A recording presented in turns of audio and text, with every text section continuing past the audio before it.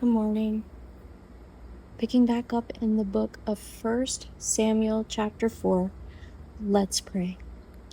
Teach us your way, O Lord, that we may walk in your truth. And the word of Samuel came to all Israel. Now Israel went out to battle against the Philistines. They encamped at Ebenezer, and the Philistines encamped at Aphek. The Philistines drew up in line against Israel, and when the battle spread, Israel was defeated before the Philistines, who killed about 4,000 men on the field of battle. And when the people came to camp, the elders of Israel said, "Why has the Lord defeated us today before the Philistines? Let us bring the ark of the covenant of the Lord here from Shiloh, that it may come among us and save us from the power of our enemies." So the people sent to Shiloh and brought from there the ark of the covenant of the Lord of hosts, who was enthroned on the cherubim. And the two sons of Eli, Hophni and Phinehas, were there with the ark of the covenant of God.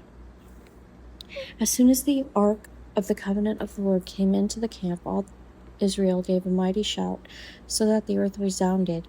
And when the Philistines heard the noise of the shouting, they said, "What does this great shouting in the camp of the Hebrews mean?" And when they learned that the ark of the Lord had come to the camp, the Philistines were afraid, for they said, "A god has come into the camp." And they said, "Woe to us, for nothing like this has happened before. Woe to us! Who can deliver us from the power of these mighty gods? These are the gods who struck the Egyptians with every sort of plague in the wilderness.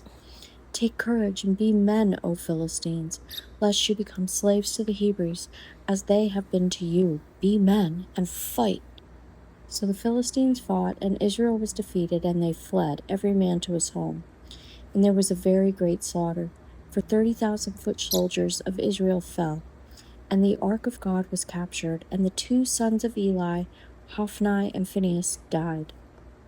A man of Benjamin ran from the battle line and came to Shiloh the same day, with his clothes torn and with dirt on his head.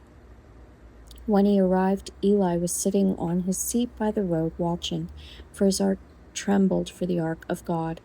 And when the man came into the city and told the news, all the city cried out. When Eli heard the sound of the outcry, he said, "What is this uproar?"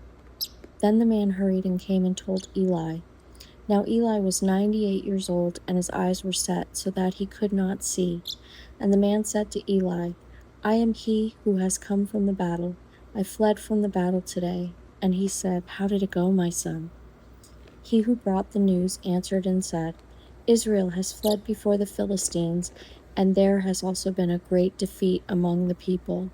Your two sons also, Hophni and Phinehas, are dead, and the ark of God has been captured." And as soon as he mentioned the ark of God, Eli fell over backward from his seat by the side of the gate, and his neck was broken, and he died, for the man was old and heavy. He had judged Israel 40 years. Now his daughter-in-law, the wife of Phinehas, was pregnant, about to give birth. And when she heard the news that the ark of God was captured, and that her father-in-law and her husband were dead, she bowed and gave birth, for her pains came upon her. And about the time of her death, the women attending her said to her, "Do not be afraid, for you have borne a son." But she did not answer or pay attention.